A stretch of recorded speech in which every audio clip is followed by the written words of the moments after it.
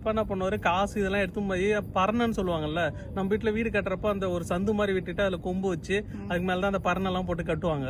அதுல வந்து காசு வச்சிருந்தாரு. நைட்டு ஒரு 9 மணி இருக்கும், 8-9 மணி. ஒரு 2-3 தவளையை போட்டு ஏறி நம்மளுக்கு ஹைட்டு கேட்டா அதெல்லாம் பரணம் அவ்வளவு ஹைட்டு இருக்கும், 2-3 மீட்டரு.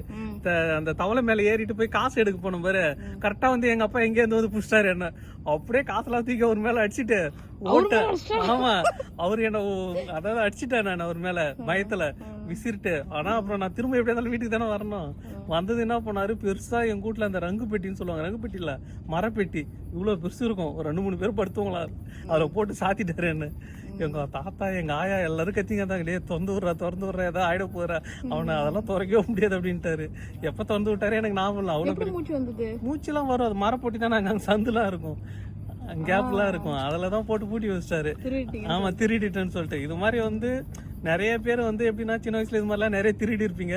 உங்க அப்பா கிட்ட அம்மா கிட்ட வந்து மாட்டிருந்தீங்கன்னா அது வந்து உங்களுக்கு ஞாபகத்துல இருந்ததுன்னா, இல்ல உங்க பசங்க இப்ப அது மாதிரி ஏதாவது பண்ணாங்கன்னா அதை வந்து கமெண்ட்ல சொல்லுங்க. ஓகே மக்கள்.